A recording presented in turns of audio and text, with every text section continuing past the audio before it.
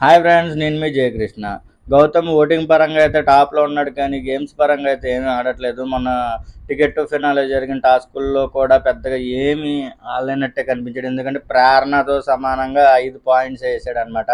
So నాకైతే ఆ ball టాస్కే కానీ వాటర్ మీద పరిగెట్టుకుంటూ వెళ్ళి తీసేదే కానీ నాకైతే గౌతమ్ కృష్ణ అయితే అంత బలంగా ఆడుతున్నట్టయితే నాకైతే కనిపించలేదు. అంటే నాకు అనిపించింది, అంటే ఫైనల్ కప్పు కొట్టేవాడు ఎంత బలంగా ఉండాలంటే, మనకి ఒక సీజన్ చూసాం పల్లవి ప్రశాంత్ టాస్క్లు ఎంత బాగా ఆడేవాడు అంటే, జనాలు ఓటింగ్ ఎలాగేసేవారు. పల్లవి ప్రశాంత్ ఆడియన్స్కి కూడా ఆహా పర్లేదు, మనోడు ఆడాడురా, మనోడు గెలిచాడురా, మన ఓటుకి న్యాయం జరిగింది అన్నట్టు అనిపించేది అనమాట. గౌతమ్ కృష్ణ ఉన్నాడు, మనం ఓట్లు గుద్దుతున్నాం అబ్బో సింపతి కార్డు మీద అయితే గౌతమ్ కృష్ణకి ఓట్లు గుద్దుతున్నాం, కానీ టాస్క్లు ఆడలేకపోతున్నాడు కదా. కనీసం పెట్టలేకపోతున్నాడు కనీసం. ఇవాళ కూడా టేస్టీ తేజతో ఏదో గొడవ. ఎలా మాట్లాడతాడంటే ఒక లాయర్ గారి లాగా మాట్లాడతాడు అనమాట. రూల్స్ రంగారావు గారిలాగా ప్రతిదీ రూల్ అంటాడు.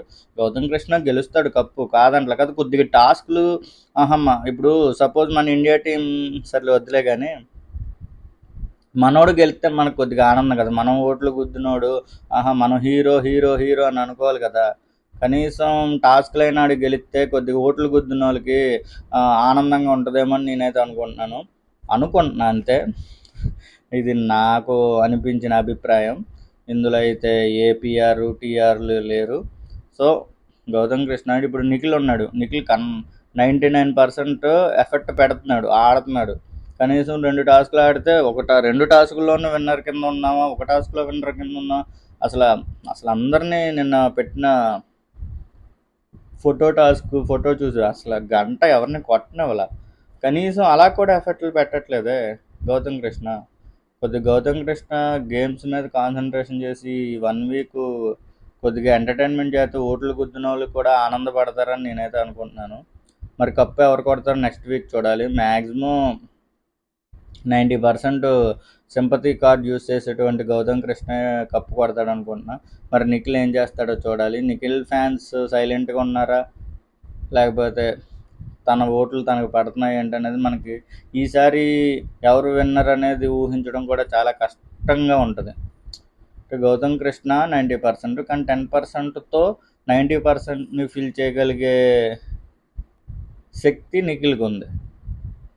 నబిల్ అయిపోయాడు. నబిల్ అయితే తన ఆటనైతే తన చేతులారా చంపేసుకున్నాడు. టాప్ 1-2లో ఉంటాడు అనుకున్న నబీలు ఏదో ఆడుతున్నాళ్ళే అన్నట్టు అయిపోయి. ఇప్పుడు విష్ణుప్రియ లాగా ఎవరైనా ఓడిపోతే ఎటకారంగా నవ్వడం మారిపోయింది మొత్తం. నబీల్ ఆటనైతే చంపేసుకున్నాడు అనమాట. ఏం లేదు, నబీల్ ఆట అయిపోయింది. ఇంకా నిఖిల్ ఆర్ గౌతమ్ కృష్ణ. మ్యాక్సిమం నిఖిల్ కనుక ఇంకో 2 టాస్కులు కానీ హెవీగా కష్టపడి గౌతమ్ కృష్ణ కానీ 2 టాస్కులు ఆడలేకపోతే మాత్రం గౌతమ్ కృష్ణ అయితే రన్నర్ అయిపోతాడు, నిఖిల్ అయితే విన్నర్ అయిపోతాడు.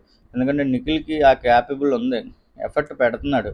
పల్లవి ప్రశాంత్ ఎలాగైతే ఆడేవాడో, ఆడియన్స్ ఏ నమ్మకం అయితే పెట్టుకున్నారో పల్లవి ప్రశాంత్ అలా ఆడేవాడు. కానీ గౌతమ్ కృష్ణ అలాగా ఆడట్లా, నిఖిల్ ఆడుతున్నాడు. నిఖిల్కి కన్నడ బ్యాచ్ అంటే కన్నడ బ్యాచ్ కరెక్టే, కానీ ఆ ఎఫెక్ట్ పెడుతున్నాడు కదా. కానీ గౌతమ్ కృష్ణ ప్రేరణకి సమానంగా ఆడుతున్నాడు.